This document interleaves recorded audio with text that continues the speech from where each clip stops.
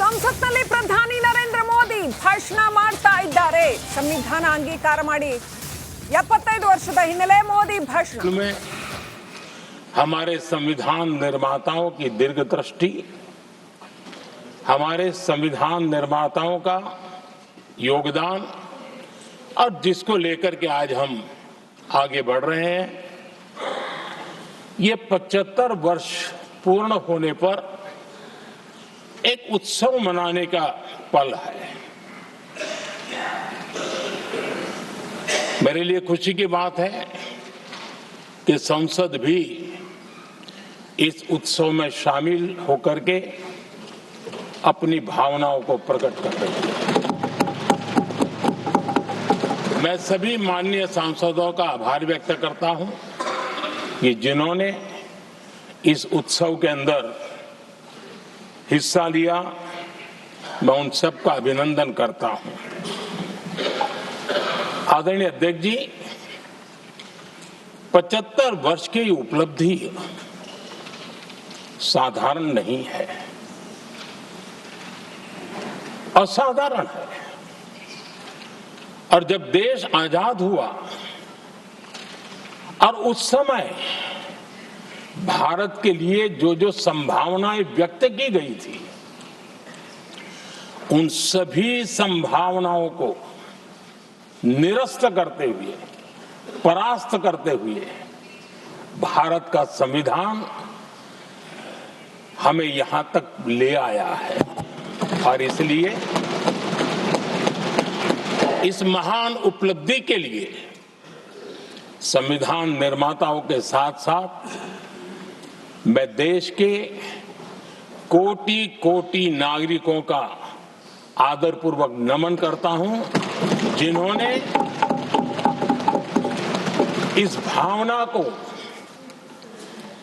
इस नई व्यवस्था को जी करके दिखाया है. संविधान निर्माताओं की जो भावनाएं थी, उसको जीने में पिछले 75 साल भारत का नागरिक हर कसौटी पर खरा उतरा है. और इसलिए भारत का नागरिक सर्वाधिक अभिनंदन का अधिकारी है. आदरणीय सभापति जी, संविधान निर्माता इस बात में बहुत सजग थे. वो ये नहीं मानते थे कि भारत का जन्म 1947 में हुआ है. वो ये नहीं मानते थे कि भारत में लोकतंत्र 1950 से आ रहा है. वे मानते थे यहाँ की महान परंपरा को, महान संस्कृति को, महान विरासत को, हजारों साल की उस यात्रा को, उसके प्रति वो सजग थे. उनको इस बात का पूरा भान था. आदरणीय सभापति जी, भारत का लोकतंत्र, भारत का गणतांत्रिक अतीत बहुत ही समृद्ध रहा है, विश्व के लिए प्रेरक रहा है. और तभी तो भारत आज मदर ऑफ डेमोक्रेसी के रूप में जाना जाता है. हम सिर्फ विशाल लोकतंत्र है इतना नहीं, हम लोकतंत्र की जननी है. आदरणीय सभापति जी, मैं जब ये कह रहा हूं तो मैं 3 महापुरुषों के कोट इस सदन के सामने प्रस्तुत करना चाहता हूं.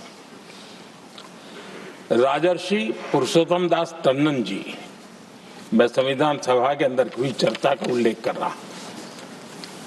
उन्होंने कहा था, सदियों के बाद हमारे देश में एक बार फिर ऐसी बैठक बुलाई गई है, यह हमारे मन में अपने गौरवशाली अतीत की याद दिलाती है. जब हम स्वतंत्र हुआ करते थे जब सभाएं आयोजित की जाती थी जिसमें विद्वान लोग देश के महत्वपूर्ण मामलों पर चर्चा करने के लिए मिला करते थे। दूसरा कोट मैं पढ़ रहा हूं डॉक्टर राधाकृष्णन जी का। वे भी इस संविधान सभा के सदस्य थे। उन्होंने कहा था, इस महान राष्ट्र के लिए गणतांत्रिक व्यवस्था नई नहीं है। हमारे यहां ये इतिहास के शुरुआत से ही है। और तीसरा कोट मैं बाबा साहब आम्बेडकर का कह रहा हूं। बाबा साहब आम्बेडकर जी ने कहा था, ऐसा नहीं है कि भारत को पता नहीं था कि लोकतंत्र क्या होता है। एक समय था जब भारत में कई गणतंत्र हुआ करते थे। आदरणीय सभापति जी, हमारे संविधान के निर्माण की प्रक्रिया में हमारी देश की नारी शक्ति ने संविधान को सशक्त करने में बहुत बड़ी भूमिका निभाई थी।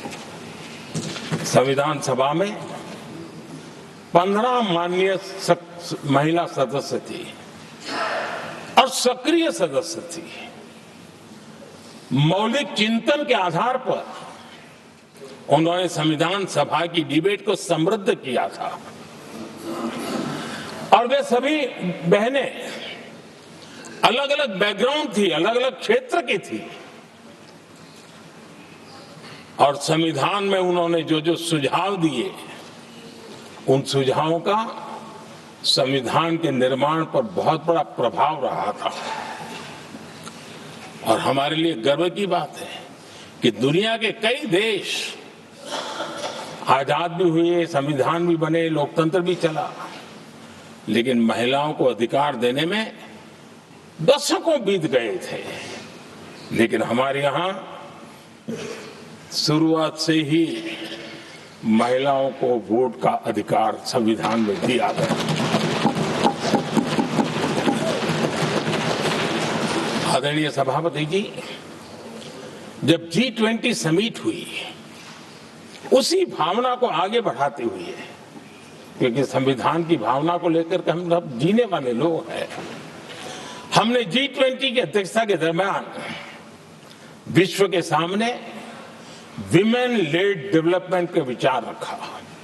और विश्व के अंदर विमेन डेवलपमेंट से अब आगे जाने की जरूरत है। और इसलिए हमने विमेन लेड डेवलपमेंट की चर्चा को अंजाम दिया।